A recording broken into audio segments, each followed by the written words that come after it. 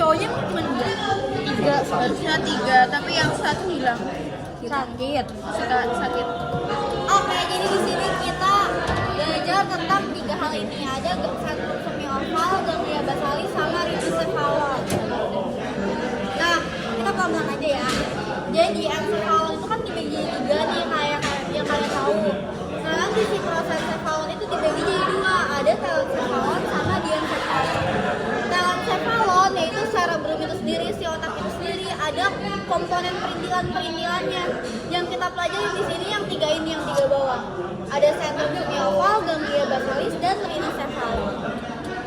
Nah, ini gambarnya si prosencephalon di telencephalonnya yaitu si cerebrum ini sendiri. Nah, di encephalon ada talamus, subtalamus, epitalamus di sini. Terus kita masuk ke ganglia basalis. Jadi ganglia basalis itu adalah substansia grisea. Kalau substansia grisea warnanya Abu-abu. ya, yang gelap, yang lebih gelap. Nah, substansia grisea yang tersusun atas apa? Tersusun atas ini. Jadi ganglia basalis ini cuma si 3 ini. Ada nucleus caudatus yang ini, terus ada putamen yang sebelah sini, ada globus pallidus yang sebelah sini. Nah, sebenarnya itu ada 2 nukleus. Yang ini kan nucleus caudatus, satunya itu nucleus lentiformis. Nucleus lentiformis itu gabungan dari putamen dan globus pallidus. Nah, ini gambarnya kan dia lebih gelap ya di tengah-tengah ini. Kalau misalnya yang ini kan substansia alba nih semuanya, yang ini substansia grisea. Tapi yang ini nggak dianggap ya, yang ini tuh talamus. Talamus itu nggak masuk ke dalam si ganglia basalis. Nah, tadi yang kayak aku bilang, dia tuh tersusun atas apa? Dari 3 ini, ada nucleus caudatus yang ini nih, terus ada putamen yang ini, terus ada globus pallidus yang ini. Kalau misalnya nucleus caudatus ditambah putamen, dia jadinya striatum. Terus putamen ditambah globus pallidus namanya nucleus lentiformis.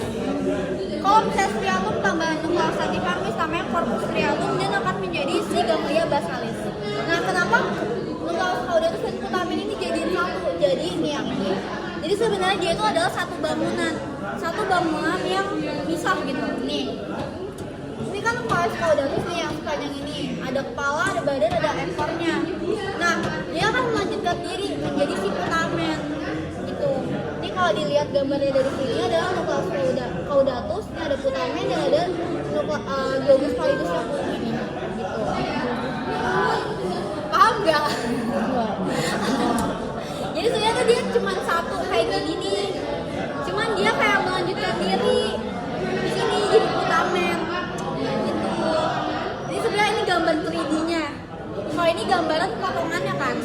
Yang ini adalah gambar 3D-nya. Sebenarnya aslinya tuh kayak gini, cuman pas dipotong jadinya kayak gini. Gitu. Oke. Kita langsung, itu adalah ganglia basalis. Kita masuk ke sentrum semioval. Kalau tadi ganglia basalis substansia grisea atau alba? Grisea. Nah, kalau sentrum semioval dia adalah substansia alba. Jadi dia warnanya berarti yang terang, yang putih. Nah, sentrum semioval dia itu ada 3, ada serabut proyeksi, komissura, dan asosiasi. Jadi ada beda centang dipahami di belakang. Serabut proyeksi dibagi lagi jadi 3, ada kapsula internal, corona radiata, dan radiasi optika. Terus ada serabut komissura, ada serabut asosiasi yang panjang dan pendek. Bedanya apa dari serabut itu semua? Jadi serabut proyeksi yang ini nih, yang merah, dia arah serabutnya adalah naik turun, atas bawah, dari batang otak ke korteks ke batang otak. Kalau serabut komissura dia kanan kiri, antara hemisfer dexter ke sinister, atau enggak sinister ke dexter. Itu yang hubungin ya, Mbak? Ya. Nah, kalau serabut asosiasi ada yang pendek, ada yang panjang kan tadi. Yang pendek menghubungin antara girus satu dengan girus yang lainnya. Ini sama ini sama ini. Nah, kalau yang panjang dia menghubunginya bukan antar girus doang, tapi antar lobus. Jadi lobus frontal ke lobus temporal, lobus occipital gitu. Jadi apapun yang ada di dalam otak itu sebenarnya tuh saling berhubungan kan, kayak misalnya kita mata kanan mata kiri nggak ngeliat sendiri kan, yang satu kesini yang satu kesitu. Nah dia kan digabungin, diasosiasiin karena ada serabut-serabut ini gitu. Kita masuk yang pertama, serabut proyeksi. Tadi arah serabutnya kemana? Atas bawah atau kanan kiri atau girus-girus? Atas bawah. Nah ya betul. Nah ini ya, arah serabutnya itu atas bawah, mengandung akson yang menghubungkan cerebrum dengan bagian bawah SSP. Nah serabut proyeksi ini dia tuh ada serabut aferen yang naik dari batang otak ke korteks, dan eferen itu dia keluar dari korteks ke batang otak. Dia tuh dibagi jadi 3. Ada kapsula interna yang cuman serabut eferen. Kalau serabut eferen berarti dari atas ke bawah kan, dari korteks cerebri. Nah, dia itu letaknya di mana? Letaknya tuh di antara ganglia basalis tadi. Ini kan ganglia basalis yang tadi aku bilang. Nah, ini nih si kapsula internal. Dia yang kayak huruf V, hadap lateral itu kapsula internal. Yang tersusun antara crus anterius yang ini, crus posterius yang ini, dan genu yang menghubungkan antara crus anterius sama crus posterius. Itu adalah kapsula internal. Nah, ini ya serabutnya atas bawah. Nah, lanjut ke corona radiata. Corona radiata itu kayak namanya, radiat. Jadi dia tuh menyebar ke semua jurusan korteks cerebri nih, menyebar semuanya. Nah, contohnya corona radiata itu apa? Contohnya adalah si radiasio optica itu sendiri. Jadi ini kan corona radiata nih. Nah, si radiasio optica tuh yang ini, yang di sini. Ini termasuk bagian dari si corona radiata, dan fungsinya adalah untuk penglihatan. Kan kalian tahu nih, misalnya ini dibawa sama nervus opticus.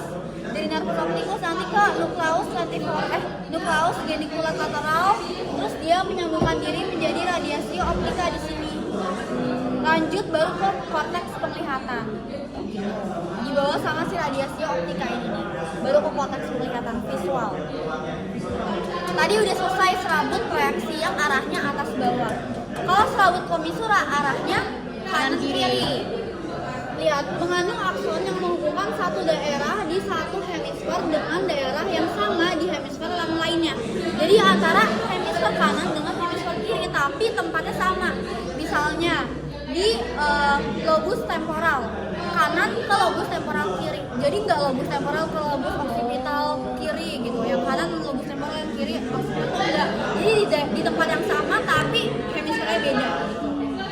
Contohnya apa? Contohnya adalah si corpus callosum yang ini.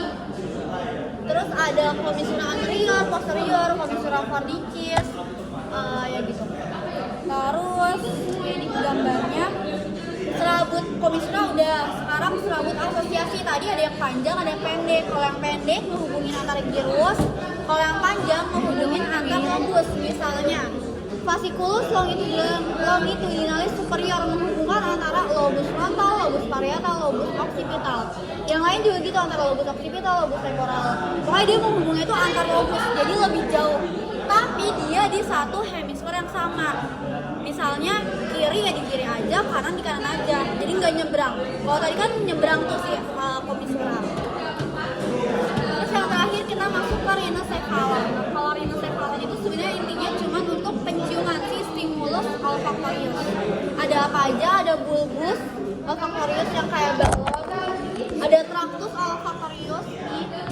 Ada substansia perforata anterior, perforata bolong-bolong. Ini yang ini. Terus ada formatio hippocampus, area septalis, dan area piriformis. Jadi intinya nanti ini sebenarnya hidung nih, rongga hidung kita nih di bawah sini.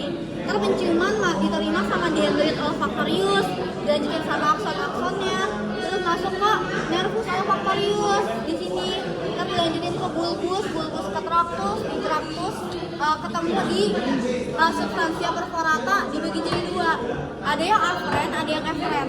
Kalau misalnya aferen, dia akan dilanjutin ke formasi hippocampus, area septalis, dan area piriformis sampai akhirnya ke korteks penciuman gitu. Nah, kalau misalnya ada masalah di situ namanya anosmia gitu. Udah selesai. Ini yang anosmia ini kayaknya pernah keluar nih. Gak bisa mencium gitu. Itu tadi rusaknya bagian apa, Mbak? Di bagian apa aja di situ? Bisa di bagian bulbus, di bagian tractusnya, bisa di mana aja di sini. Olfactorium yang bisa ngeganggu sinyal persinyalan bau itu ke otak. Jadi dia nggak bisa interpretasiin dia itu bau apa. Gitu, selesai. Mau tanya Mbak, biasanya yang suka keluar di respon siapa? Sumpah yang aku inget cuma si anosmia. Cuma ini doang. Ingat tuh sih serabut yang lain. Soalnya waktu itu aku inget anosmia gara-gara aku salah. Oh. Jadi aku inget terus anosmia. Ini preparatnya pernah keluar nggak Mbak waktu respon? Kayaknya pernah deh. Ya. Mending di foto aja. Tapi apa ya yang mau dikeluarin dari kayak gini? Basis keran. Iya, ini basis kerani. Nervus yang keluar tapi nggak pernah keluar.